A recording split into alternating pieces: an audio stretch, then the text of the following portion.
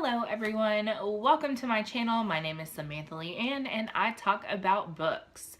Let me start off by saying if I sound a little weird, it is because I am once again kind of sick. I think it's just a head cold, but I'm not really feeling 100%, so sorry if I sound terrible or have trouble getting my thoughts together. Today I am going to be doing my January wrap-up. In the month of January, I read a total of 11 books, which I really surprised myself. I expected myself to get through maybe 7 or 8 at the very most. Of those 11 books, one of them was completed for my Retro Rereads Challenge.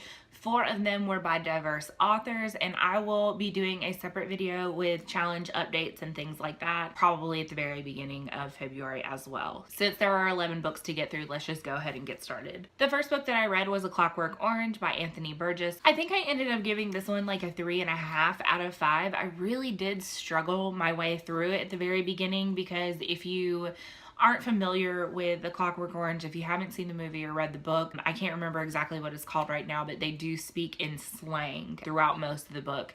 And it did take me a little while to really like learn what they were talking about, but I would say probably by about halfway through it, I was translating it in my head without realizing that I was doing it. This is a book that's very violent. There are a couple parts of it that are a little hard to get through. Rape is included. It's not really a spoiler if you've seen the movie or if you're familiar with A Clockwork Orange at all. So there were a couple spots that were a little bit difficult for me to get through. And when I finished it, I really wasn't sure how I felt about it, and I kind of had to like sit on it for a little while to really collect my thought. It wasn't my favorite thing that I've ever read, but I definitely do see the value in it as far as, you know, from a literary standpoint. If you are wanting to read more classics, it's definitely a book that I recommend that you read.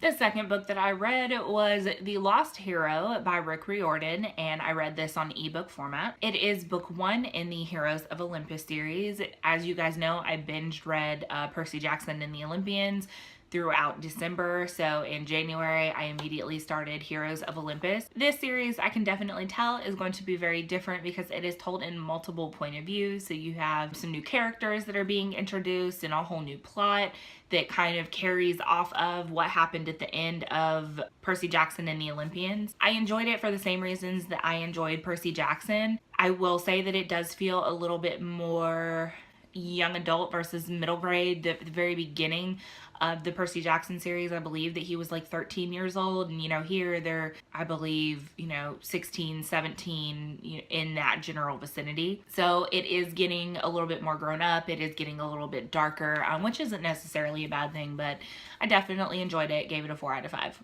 The next book that I read was The Sun Is Also a Star by Nicola Yoon, and you guys, I loved this book.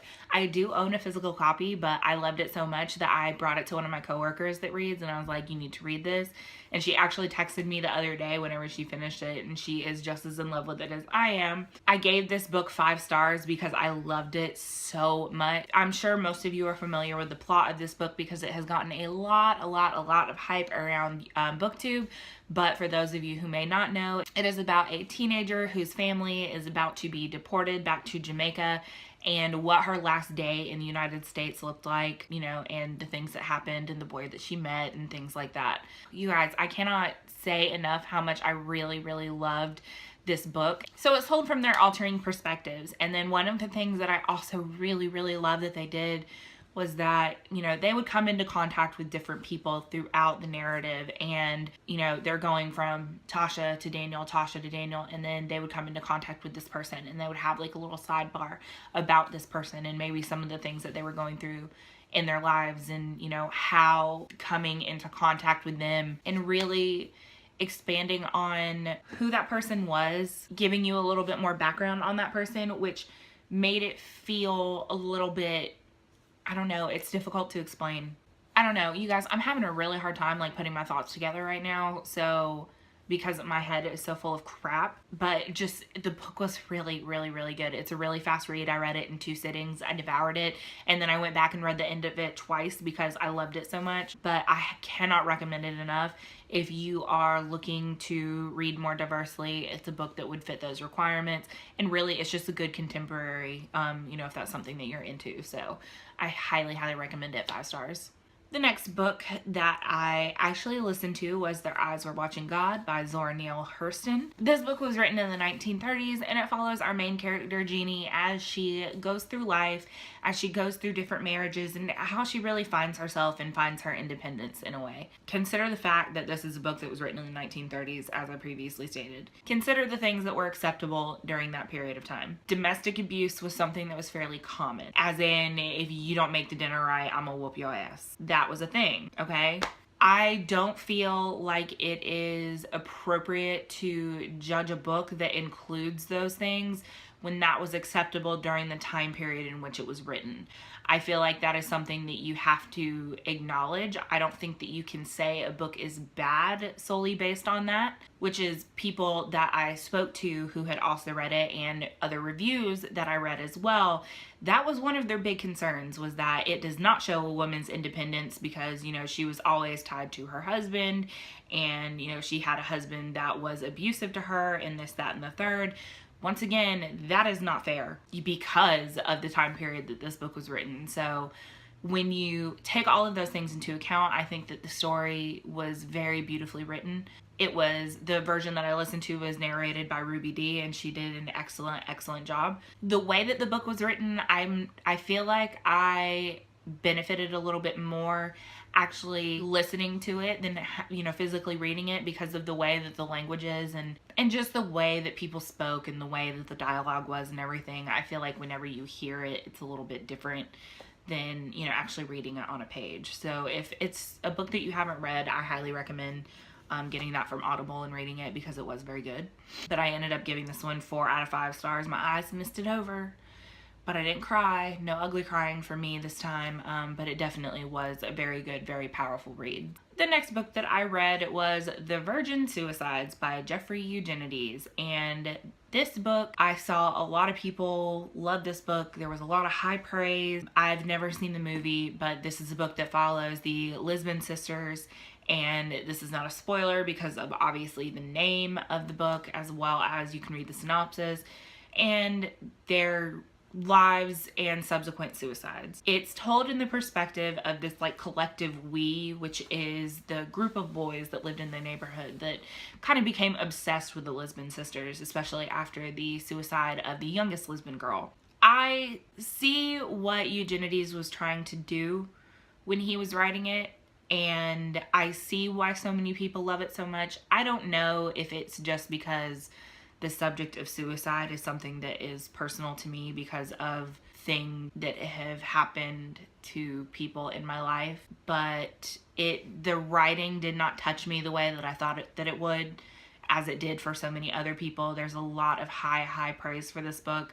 It ended up being kind of middling for me. I can't really explain why. I did listen to this. Maybe had I actually physically read it, I would have felt a little bit different, but I don't think that I would have, to be honest, like now that I'm saying that. I don't know. I guess, like I said, I see what the author was trying to do. I see what his intentions were, but it just did not resonate with me the way that it did for most other people. So again, this is, you know, being subjective. It was just middling for me. It does not stop me from wanting to read anything else written by him, but I gave this one a 3 out of 5. And the next book that I read was Full Dark, No Stars by Stephen King. This is a collection of 4 short stories. This collection includes the short story 1922, which is about a man who kills his wife. It includes the story Big Driver, which is about an author who goes through speaking engagement. Her tires blow, she's stuck on the side of the road, and then things start happening. It includes Fair Extension, which is about a man who is diagnosed with cancer and finds a way to extend his life. And the last short story is A Good Marriage, which is about a woman who thinks that she knows everything about her husband, and it turns out she does not. I see why this is called Full Dark, No Stars, and the reason that I say that is because all of these short stories are very dark, and there are parts of them that are very hard to read, especially Big Driver and A Good Marriage. There's some graphic depictions of some pretty heavy stuff in both of those stories, and even in 1922 at times it gets a little vulgar at times as well. If horror writing is not something that you enjoy, then I probably would not recommend that you pick this up. I ended up giving this one 3 out of 5 stars. It definitely wasn't my favorite Stephen King that I've ever read, you know, but it definitely wasn't the worst thing that I've ever read by him. So the next book that I read was Things Fall Apart by Chinua Achebe. It was part of my retro rereads challenge, and it definitely lived up to the reread. I again see why it's taught in schools. I highly enjoyed it. The writing is a little bit simplistic at times, which can make it a little bit hard to get through at points, but overall it definitely was the story that I remembered and I really enjoyed it. So the next book is Invisible Monsters by Chuck Palahniuk, and I thus far have really enjoyed everything that I've read by him, and I liked parts of this book, but other parts I did not. So brief synopsis of this book: there is a woman who used to be a beautiful supermodel, and she had everything that she could ever want, and then she's in an accident. Enter Brandy Alexander, and crazy things start happening. That's really all I can tell you without spoiling it, to be completely honest. I didn't read the synopsis. I didn't do any of that. I just started reading this book. And it was one hell of a ride, y'all. It was one hell of a ride. I know I've said before that I can usually pick up on, you know, like what's about to happen, plot twists, things like that. There were a couple things in there that I was like, whoa, what is happening right now? Like, total mind fucked, which part of me did enjoy that. And then part of me was like, okay, can we dial it back just a little bit? There were some things that I really did not like about it. And one of those things is, and I think I can say this without it actually giving anything away, there are multiple trans characters in this novel. And the way that it was treated, I did not enjoy very much. Because when we talk about these trans characters, one of the things that they said was one of the reasons that they decided to go through all these surgeries, you know, and become the opposite gender was because of they felt like it was the most fucked up thing that they could do to themselves. And while I see the psychology behind it, I just did not appreciate it. Going through gender reassignment surgery and things like that is something that is a dream for so many people, and I just did not appreciate the way that it was handled like that. I appreciated the fact that it kept me on my toes, but I did not appreciate the way that the characters were treated. There were a couple of over-sexualized portions of it where it was just like, do we really have to include this? This is just totally unnecessary. And you could tell that it was just more or less put in there for shock value, which I didn't appreciate. So I ended up giving this one like a 3 out of 5. It was a solid 3. It was really middling. I didn't love it, but I didn't hate it either. There were aspects of it that I really enjoyed, aspects of it that I didn't. So the next book that I read was In a Dark, Dark Wood by Ruth Ware. This was her debut novel, if I remember correctly, and I did listen to this on audio. I wanted something like Gillian Flynn-ish, which is why, you know, I decided to listen to that. And y'all, this was definitely the worst book that I read this month. I want to cut her some slack because it was her debut novel, but at the same time, it's kind of like, what were you thinking? Because I honestly felt like I was reading a really bad screenplay of like a B-grade thriller. I saw every single plot twist that was coming, and then there were parts of it that just like didn't make any sense. I did not connect with any of the characters, but the thing that just stood out the most to me was that it felt like you were reading a B-grade horror film, not even horror, like this horror / thriller. Backtrack a little bit to give you a brief synopsis of what this book is about. So you have your main character, Nora. She has been contacted by a friend of a friend for her bachelorette party weekend. Well, the problem is that Nora hasn't spoken to this friend in over 10 years and does not understand why she has contacted her. So she talks to a mutual friend who's also invited. She really didn't want to go. She felt like she shouldn't go. She decides to go anyway. And so they end up doing this bachelorette weekend at this really out of the way cabin in northern England. It is 6 of them. And things happen. It's about all I can tell you because, you know, basically it's Nora has secrets. Y'all, it was not written very well at all. Again, you didn't connect to any of the characters. I could see the things that were coming a mile away. It was just not good. Not good. And it was one of those things where it's like, I knew what was going to happen, but I needed like the vindication that I was right. So I kept on listening because I just felt like I needed to. But yeah, I gave this one a 2 out of 5. It just, like, don't, if you're looking for something along the lines of, like, you know, Gillian Flynn-esque, don't even bother with this, because it's not worth it. It's not worth it all. You could tell that that's what she was trying to do, but it just was not very good. I don't know that I would stop myself from reading anything else written by her. I think because it's her debut novel, I would want to give this author another chance, just because, you know, you grow as an author, especially after that first, you know, release. So the next book that I read was If I Was Your Girl by Meredith Russo. I read this book in ebook format, and it is a YA contemporary that is told from the perspective of our main character, Amanda. She is a transsexual teenager, and she has had to go to a different high school, move in with her dad and go to a different high school because some of the things that have happened to her in the town where she previously lived. And it's really just about learning to come to terms with yourself and really learning to love yourself. And it was very powerful in a lot of ways. I found, like, myself crying a couple of different times.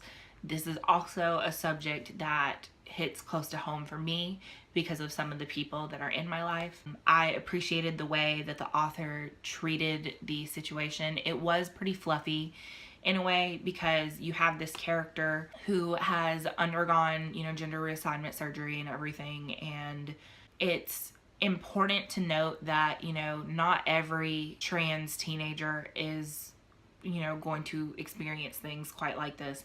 A lot of them don't. And I did appreciate that there was an afterword by the author that, you know, basically said, you know, this is a perfect scenario. This is a scenario where, you know, this teenager's parents could afford a surgery that they probably shouldn't have been able to afford, you know, that she was able to start hormones as young as she was, and, you know, that kind of deal, you know, and the fact that that isn't you, that's okay. And I really appreciated that. And also the author is trans, if I didn't mention that already. But it was a beautiful story, and I feel like it was very important for a lot of different reasons. I feel like it was very important in that the main thing that it talks about is really just learning to love yourself, loving who you are, and keeping the people in your life who love you for who you are. So I think that I gave it 4.5 out of 5 stars. Like, it was a very, very good read, very powerful. I highly, highly recommend it. You know, even if you aren't trying to read more diversely, I feel like just because of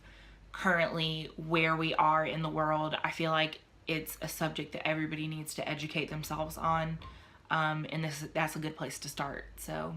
And the last book that I read was The Son of Neptune by Rick Riordan, book 2 in the Heroes of Olympus series. Same thing as before. I loved this book for the same reasons I mentioned that I loved book 1.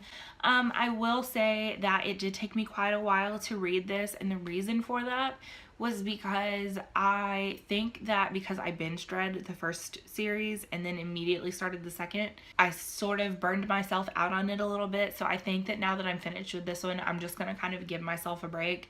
But, you know, it was a good book. So that's all I have for you guys today. I know that this video was probably super long, and it's because I'm so hopped up on cold medication right now that I'm hardly able to think straight. So if you stuck it to the end of this video, thank you so much. I super appreciate you guys. If you like this video and want to see more, make sure you click the thumbs up button and subscribe if you have not already. I will see you guys in my next video. Bye.